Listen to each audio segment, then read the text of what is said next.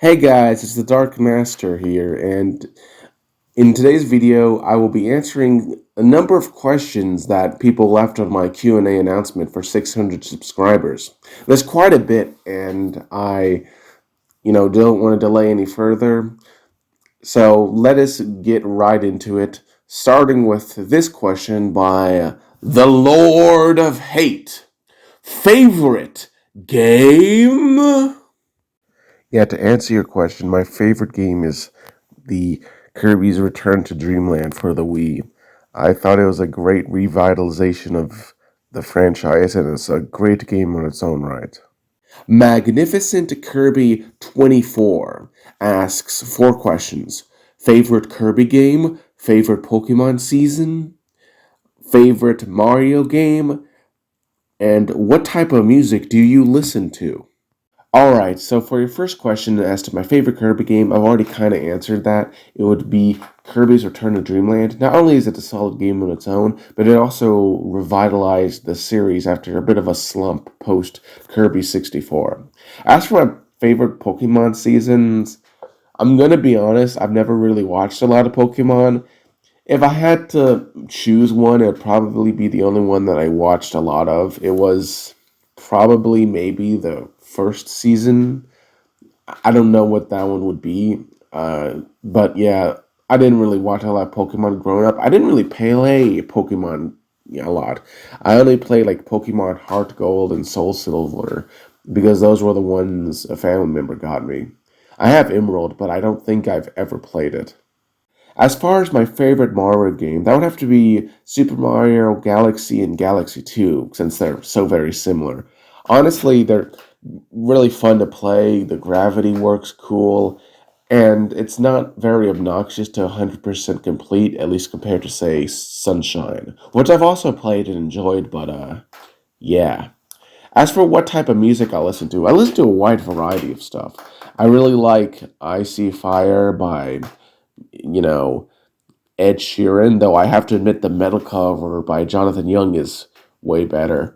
Uh, I also, listen to like the Ninjago music a little bit, though admittedly I don't listen to it as much as I used to.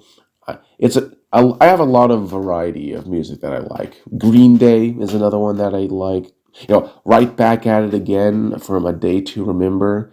There's a bit of a variety there, so I can't really say if there's any one genre I like, but I guess I don't listen to a lot of rap, honestly. But yeah.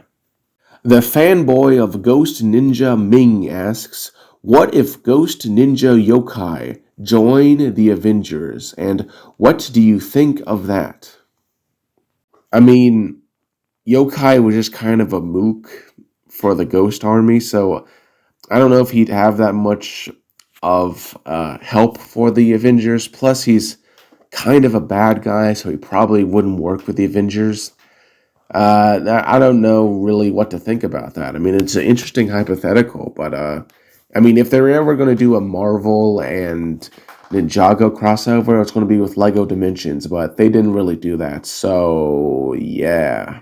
Probably because Avengers were in Disney Infinity. So, yeah. Big Gatling fan asks, who do you think would win in a fight? X-Men Origins Wolverine's Wade Wilson or Ninjago Ghost Ninja Yokai? That's another kind of interesting question. It's kind of hard to say for certain, but given that the guy is basically a mook and a ghost, meaning he can't really be destroyed short of deep stone and water. So I guess if Wade Wilson could figure either of those things out, he'd probably be able to beat him. But if it was just like a one-on-one, probably Yokai would win. I guess it depends on what specific context is this fight occurring in. Michael Barnes Ikeas asks, what would you think if Ghost Ninja Yokai became the loyal member of the Fantastic Four? I had no idea that that one, Mook had such a strong fan base. I would have thought that it would have been something like, the Skulkin, but I don't know if he would become a loyal member of the Fantastic Four. If he did, they'd have to change it to the Fantastic Five because it wouldn't be 4 people anymore. So I don't think it would happen. But I guess if it did, it would be a benefit. Then again, I don't really know how useful his ghost powers would be. So yeah. Sorry if that question is a bit hard to answer, and my answer isn't entirely satisfactory. There's like 3 of them, and I really don't understand. But yeah, so let's move on to the next 2. LadySegaGenesis says, I hope this makes up for the 5 questions I got cut off from last Q&A. Number 1, what is your favorite episode of Kirby Right Back At Ya? And at the same time, what is your least favorite episode? 2, feel like doing a video on the Giant Star production genre or no, because you know nothing about it? 3, do you have interest in any of the Mario RPGs? If so, are you going to pick up the Thousand Year Door remake? 4, are you a waffle or pancakes guy? 5, I didn't know you were a fan of Sonic Tame. Which brings me to this question. What are your thoughts on the other Sonic animated series? The Avengers of, Underground, X, Boom, Prime, Sonic and Friends, the short, and even the OVA?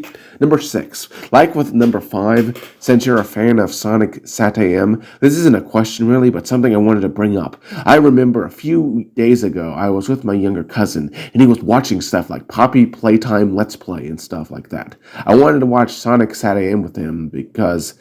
not to be a boomer, because I didn't feel like watching that stuff. No offense to Poppy Playtime fans. We watched a few episodes and he enjoyed it. He had a few problems, but still, I'm glad I could redirect someone into watching content of quality. Oh, thanks for all the questions. You asked a lot, and yeah, sorry for those questions I cut off from the last Q&A. For some reason, one of the images got corrupted, and I had already deleted the announcement, so yeah. As for what is my favorite episode of Kirby Right Back At Ya, and at the same time, what is your least favorite?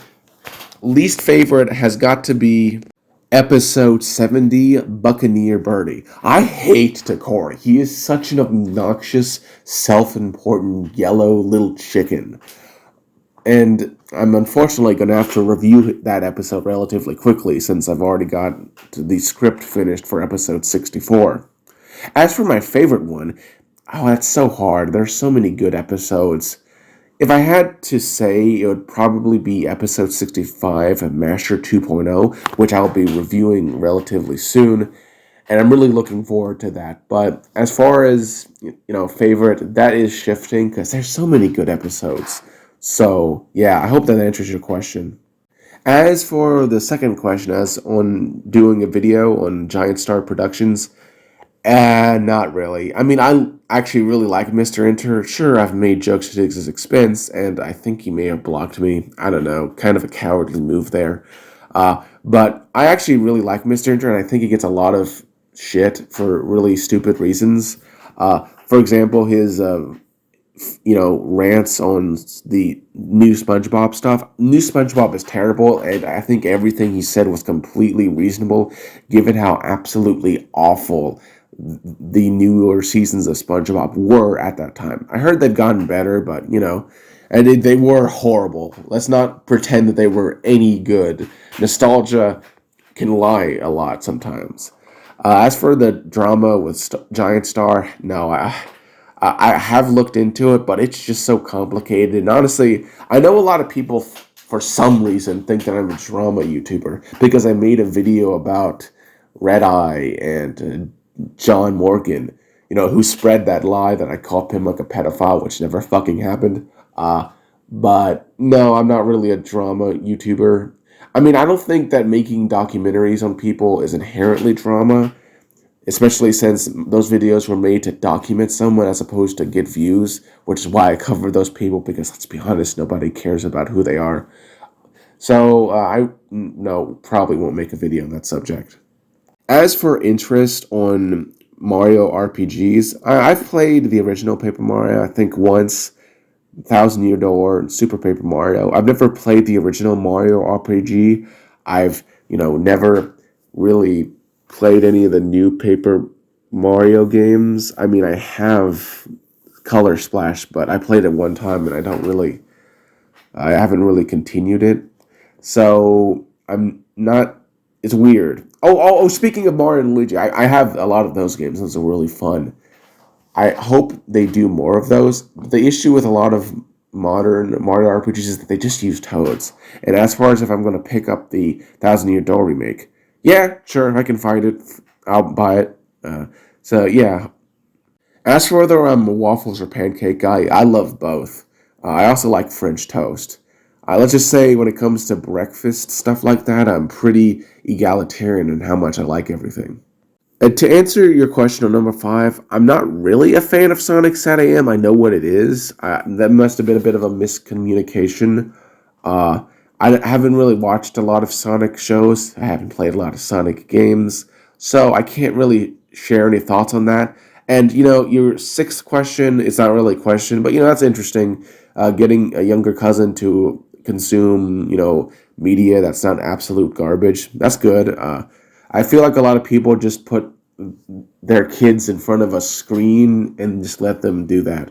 I personally, if I had a kid, I wouldn't let him watch YouTube until he was at least 16 years old, or even older if I can get away with it.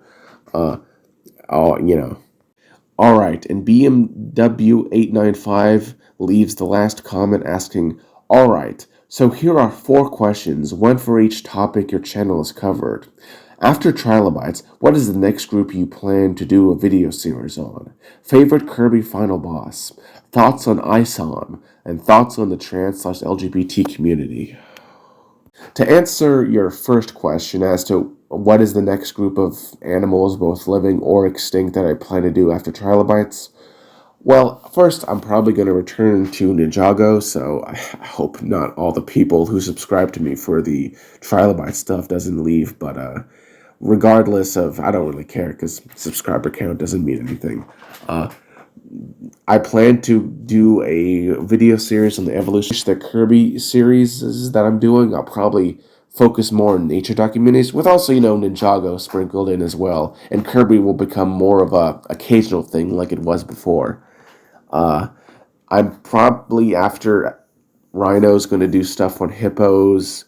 I do want to do a video series on ammonites to sort of go along with the Trilobite one. Maybe one on Eurypterids. Keep in mind, all of this is very up in the air. It honestly depends. I also want to do videos on living animal groups, like the amphibians of Mississippi, the reptiles of Mississippi, the fish of Mississippi, that kind of stuff. I already did one with the harvestmen of Mississippi. Plus, there's some one-off videos that I'd like to make on single animals. Listen, as far as my thoughts on ISOM are, I think I can have a bit of a more nuanced opinion than a lot of people. You see, unfortunately, when it comes to this comic, there's a lot of, extremism on both sides. On one side, you got, Eric July's fans, boys, who will be like, ISOM is the 100% perfect comic. It is the best comic ever made. It will single-handedly overthrow Marvel. And here's the thing. While I would absolutely love if the mainstream Marvel or DC comics were to fall because they're garbage, I think it's deranged to think that ISOM can do it on its own. Now, there's being a bit of a resurgence among indie comics in general called the Iron Age, and that's kind of neat to see, honestly. But I think anyone who tells you that it's going to single-handedly destroy Marvel is being a little exaggerative. Oh, but then there's the other side, which is just as bad and stupid. These guys, often called ISOM haters, are a ragtag group of idiots who's apparently seem more focused on tearing down a fellow independent content creator than they are doing the right thing and criticizing mainstream Marvel and stuff. You got people like actual fandom who called ISOM a monkey, which, can I just say, I love how fucking racist white progressives can be. They will be the most racist pieces of garbage, but when you call them out, they'll be like, we're not being racist, we're just hating on him because he's a stupid, dumb conservative. It's like, fuck off. You know damn well that if a conservative called a black guy a fucking monkey, you people would call him fucking racist. I guarantee you, if I made a video saying that fucking Miss Parker's a stupid fucking monkey, that someone like Shabisky would make a live stream complaining about it. You know it. They fucking have been doing this for years. Like, it's so funny to me. There's like this double standard where you can be the most racist, bigoted, fucking toxic piece of shit, but as long as it's directed towards a minority who is perceived as being right wing, it's completely acceptable. I'd also like to call out a few people of note. There's Vito Gastaldi, the fucking cuties defender, who, is just a fucking greasy fat pedophile. I already know what his like fanboys like John Morgan. You're just calling someone a pedophile. Yes, when you defend cuties and admit that you jacked off to it, it's a bit fucking strange. And if you have an issue with someone saying it's strange, that says more about you, bro. And then you got idiots like Jeff Holiday, who, by the way, blocked me from his Discord server because I didn't hate ISOM enough to please him. He was like on a live stream with the drunken peasants where he was going off about how, conservatives are so stupid. They think that what we say is that you should support minorities completely. It's like, that is what you said. Why is it that every time somebody criticizes some shitty fucking Marvel movie or some horrible, like, corporate product that's clearly just pandering and, being quote-unquote woke, whatever, you know what I mean? I don't like using that word, but these people will always be like, you're a racist. You're a bigot. You're not allowed to dislike a piece of media, fascist. It's like, fuck you. When you say that, you are implying that people have to support because they have minorities in them. And it's funny because when you point out that you don't have that standard towards Eric July and you're harshly critical of him to the manner that it's just like insane, yeah, people are going to laugh at that.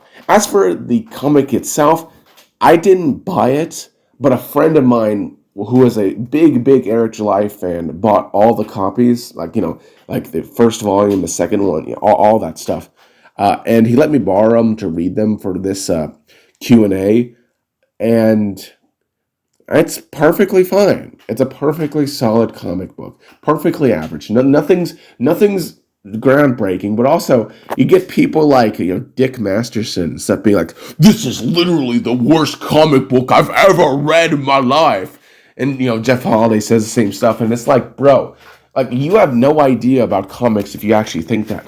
There are so many comics that are so much fucking worse than Eric July work. Do I need to mention that like weird drug PSA where like the Green Lantern did some weird stuff?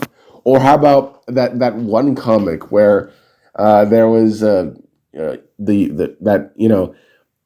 Phoenix Girl. I'm not an X-Men fan. I don't care. Where like she basically brainwashed Iceman to be gay, and it's like really kind of weird.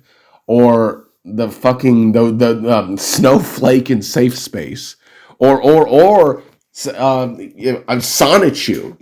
Like I mean, like Christ's sake, if you honestly think ISOM is like the worst comic book to ever exist, but like you are aware of the existence of like Chris Chan and Sonichu, not mentioning stuff like Doonesbury, like Jesus, like I don't know how in touch you are with reality, man. Okay, and as for your last question, thoughts on the trans/LGBT community? Listen, I'm a libertarian and pretty nuanced when it comes to a lot of stuff. Uh, I do not have any issues with an adult person and doing what they want with their bodies. If you want to cut your dick off, put on a dress, do that stuff, that's perfectly fine. As long as you are a consenting adult, I don't care. However, the community online has some issues. And I want to just say this. If you are a trans person and what I'm about to say doesn't apply to you, then guess what? I'm not talking about you. That's the first issue with the trans community on the internet, as well as the LGBT community as a whole, where if there are objective flaws with your community, and when anyone points that out, especially if they're conservative, every single person who is themselves trans or LGBT will just like leap on them like a fucking gorilla leaping on a banana. Where it's like, listen, there are criticisms to be had, which I will get to in a little bit, but you don't really debunk the conservative notion that you're a cult by mindlessly attacking anyone who disagrees with you. Like, I'm sorry, it's kind of hard to argue you're not a fucking cult when you, like, get this angry at any form of criticism. Like, seriously. As far as, like, these negative behaviors look, there are tons of just absolutely dishonest, disgusting people in this community that have more than anything ruined the reputation of other trans people and is kind of the reason why they get so much hate. Like, I guarantee, like, I can give tons of examples. For example, Jim Sterling, that guy, he likes to claim that the reason people don't like him is because he's trans. But if you actually fucking look at his subscriber count, he started losing subscribers like several months before coming out as trans because he started doing like this weird like fake wrestling shit that nobody found entertaining, and he just became increasingly bitter. And now and that's one of the first, that's an example of one of the first issues where people will say that if someone dislikes them, it's because they're trans. It's like, no one cares that you're trans. The issue is that you're a fucking asshole. Like, I'm sorry, but like, do you honestly expect to be respected when you're a bitter, spiteful fucking loser? Holy fuck. How do you ever expect this to go, bro? And another issue, and this might be a bit of a hot take, is the pedophilia. Now, wait, I know you're probably not listening to what I have to say. I am not saying that all LGBT people are pedophiles or groomers. What I am saying is that there are numerous instances of grooming and weird fucking behavior from the LGBT community. And obviously not all. Holy fuck, I know you're gonna leave a comment. I know, like, if someone's gonna clip this out of context because they always fucking do this to make themselves out to be the victims. I fully reject the notion that all trans people and all gay people are pedophiles. I fully reject that. But there is an issue with it in the community. For example, I'm going to give a personal example and then I'm going to give several more afterwards. Personally, every single time I have ever criticized pedophilia, it has always been LGBT people who have got it in an issue with me. For example, in my review of the Kirby Right Back at episode, A Princess in Distress, there was a bit of an issue because a lot of people had been drawing like inappropriate art of Tiff and the Princess Rona, who was a character in that. I was actually confronted by a trans person before I reviewed that, and they asked me if I would talk about it. And so I did that. Because I did that, I had one of the largest Kirby Right Back at You creators fucking attack me, say that I was complaining, that I was in like a Cinema Sins knockoff, that I was attacking trans people or some shit, that I was a loser complaining about LGBT stuff. And it's like, what the fuck are you talking about? I did not complain about LGBT people in that fucking review. I complained about creeps on Tumblr and DeviantArt making weird art. That's it. That's all I did. But because you're such a disingenuous piece of shit, this person, by the way, Project H&K, has never issued an apology. And I don't normally encourage my subscribers to do anything, but if you're a fucking subscriber of mine, you should fucking contact that person and ask them why are they running defense for this sort of stuff. I did not attack anyone in that review, and I think it's very disingenuous to pretend like it was. Another example was with this fucking loser named Pitmunk. Now, for context, Pitmunk's a morbidly obese tub of lard, a gay guy that lives in his mother's basement because he's too lazy to get a real job. He false flagged my channel, or one of his fans did. I actually know who did it. They try. People like Shabisky tried to claim that it was actually Nintendo, but it wasn't Nintendo because the person who DMCA'd it didn't do it right, and it had like Nintendo in all caps. Even though if you're flagged, it's you know Nintendo of America. That's the people who flag American speakers. So they flagged it. And then out of nowhere, I was challenged by Miss Parker, who is an avowed black nationalist and who, lied about being raped for views. That is, and just a fucking loathsome human being. And it's one of the people who calls Eric Jalaya, a house, Uh, and it's just like kind of a racist.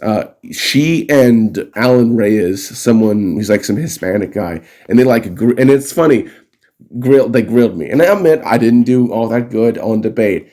It's almost like I didn't have any time to prepare or some shit. Oh, who would have thought that someone doesn't do well on a live stream that they don't have time to prepare for? Who would have thought, John?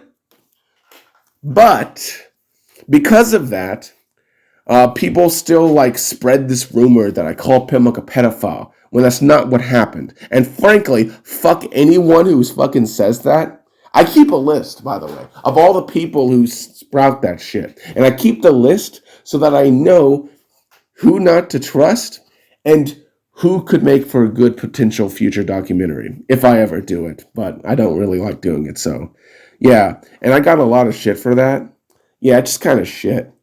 Other examples of LGBT people defending pedophilia include how a lot of people played defense for Vosh, that fucking degenerate, who has argued multiple times that there is no moral argument against pedophilia, and no, the context does not make him look better. This isn't like with Styx Hexenhammer, where the context completely changes what he said. This guy, on multiple occasions, defended actual CP. The cell phones! Cell phones and computers do not require exploitation. They do exploit child labor, but it's not required. That's the difference, idiot. And as far... and there's also Animancer, that guy who fucking sent a dick pic to a 15-year-old girl and has managed to keep it silent, mostly because the people who talk about it have like even lower subscribers than I do. So, yeah. Overall, I don't know. Like, I don't think, as I stated before, I don't think the entire LGBT community is evil or bad or grooming kids. It's just that it does happen in that community, and people just cover it up, much like the Catholic Church does. It's funny. And the LGBT community is a lot like the secular Catholic Church, in that there are numerous bad members, and they cover it up. But we're going to have to pretend that, like, it doesn't happen. Doesn't exist. You're insane. And it's just kind of, I don't know, it's just childish. This is all such childish stuff. If you're not above criticism, you're not above reproach. Just because you're gay doesn't mean people aren't allowed to disagree with you. And that's really all there is to it. I hope that didn't offend anyone, but I'm just kind of sick of these people. I'm sick of having to be silent while these people are just toxic as fuck to me and a bunch of other people I'm friends with. Like with Akumu. Akumu documented a lot of evidence for some really fucked up shit that happened in a Discord server filled with these people. And for some reason, everyone was like complaining more about how he dead named someone. And it's like, holy fuck. Who cares? Who cares? This doesn't matter at all. None of this matters. Overall, I hope this Q&A was okay. That last question kind of went off the rails, but I don't know. I felt like I had to be honest and just like share it. If you were offended, I'm sorry about that. I don't hate anyone. I just have disagreements with some people in this community. Anyway, if you liked the video, you liked it. If you loved it, I wouldn't say subscribe because I'm not going to be doing another Q&A until I reach, 700 subscribers. But yeah, and I hope no one, takes what I say out of context. But fuck it, we know that they will. They always do. They always do. Luckily, the video is up so that we can just link it to them and tell them that they're idiots. Have a nice day.